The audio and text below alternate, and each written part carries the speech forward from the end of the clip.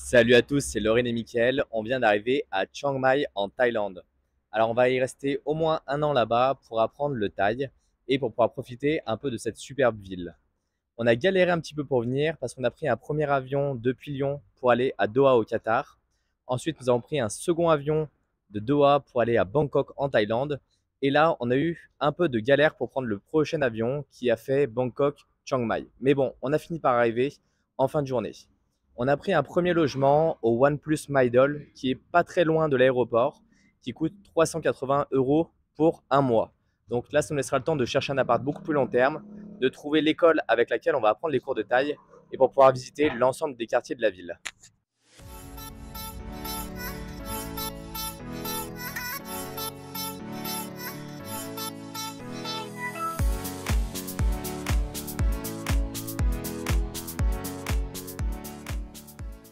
Donc on commence par l'entrée de notre résidence avec le poste de sécurité où généralement vous avez un gardien. Bon, après ça dépend des horaires, mais vous allez voir, tout a été en fait numérisé et on n'a pas forcément besoin de clé pour pouvoir rentrer. Donc ici, il y a un détecteur sur le côté. Vous allez voir, il va s'allumer au moment où je vais arriver. Là, il va scanner ma tête. Ça a été validé et donc maintenant je peux rentrer.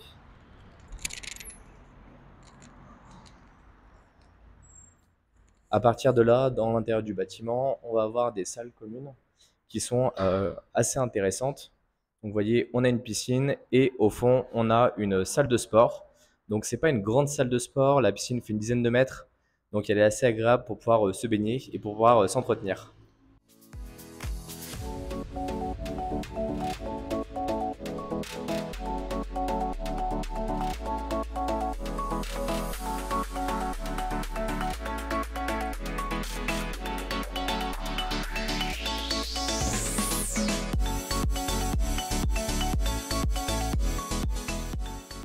La manière la plus simple de pouvoir se déplacer directement dans Chiang Mai, c'est de louer un scooter. Donc nous, on est passé par Cheap Charlie et on a pu avoir un 125 pour 2500 bahts par mois, ce qui n'est vraiment pas cher. Là, on a dû faire le plein d'essence, ça nous a coûté 155 bahts, donc environ 4 euros. Et vous voyez, je me suis acheté un superbe casque avec une marque de boules de bowling dessus chez Number One. Ça m'a coûté 400 bahts. On a fait pareil pour Laurine. Au moins, on part en toute sécurité et ça nous permet d'avoir au moins un meilleur casque de qualité. Si vous restez vraiment longtemps et que vous n'arrivez pas forcément à tirer des prix qui sont très intéressants pour la location de scooter, parce qu'en général, un scooter, ça coûte à peu près 250-300 bahts à la journée.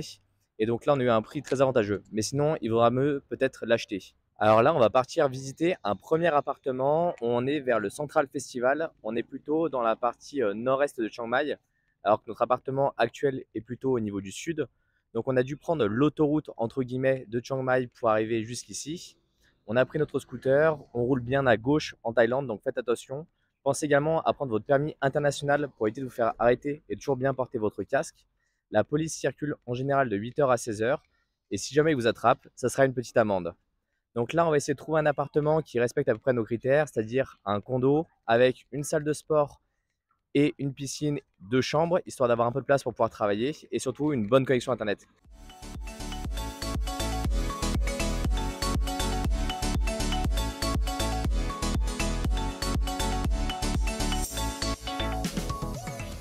Aujourd'hui, on part pour une première journée où on va visiter un petit peu Chiang Mai. On va prendre le scooter et aller se balader de manière un petit peu aléatoire pour tomber potentiellement sur des temples qui sont un peu cachés. On ira également ce soir, je pense, au marché de nuit. Mais avant tout ça, il faut que je vous explique un peu comment fonctionne le système ici.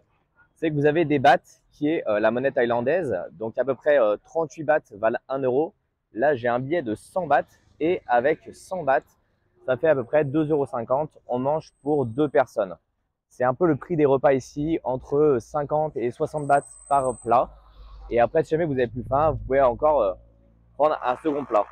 Les meilleurs endroits pour pouvoir manger en Thaïlande, c'est vraiment les petits boui-boui où tout est écrit en thaï. Alors vous pouvez utiliser bien sûr votre téléphone pour faire le traducteur.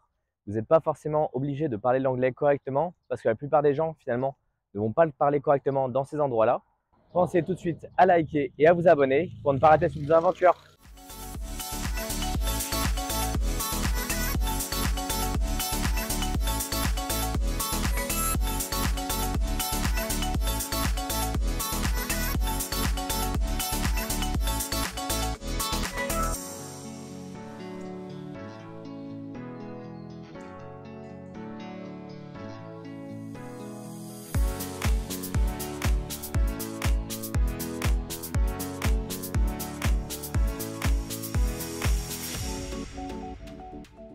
Alors, à notre arrivée, on a eu une petite galère avec les visas, tout simplement parce qu'on a fait une demande de visa ED, éducation, grâce à l'école avec laquelle on avait trouvé un partenariat. Le problème, c'est que l'ambassade de Thaïlande en France a mis beaucoup trop de temps à nous répondre. Et donc, quand on est arrivé ici, ils nous ont demandé un billet d'avion qui datait de après notre départ. Donc, globalement, on a eu un petit problème. Donc, on est en train de gérer les différents papiers avec l'école et ils nous ont soulevé 2 points qui sont vraiment importants. Le premier, quand vous arrivez en fait dans le pays et que vous prenez un logement qui n'est pas un hôtel, on est censé en fait vous faire un enregistrement directement à l'immigration. On est censé vous faire un papier. Si jamais le propriétaire ne le fait pas, demandez-lui, c'est vraiment très important pour la suite des papiers. Et après, le deuxième point, quand vous avez demandé un visa pour autre chose que du tourisme, on va avoir besoin que vous passiez au criminal record. On va vérifier vos antécédents judiciaires, on va vérifier vos empreintes.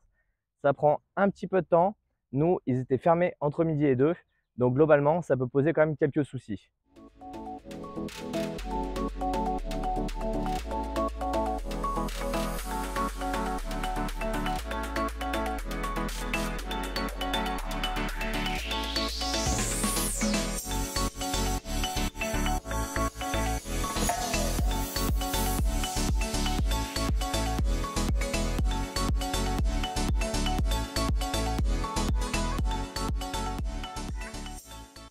Avant de clôturer cette vidéo, il faut que je vous explique pourquoi on porte l'ancien micro qui est peut-être un petit peu moins bon en termes de son.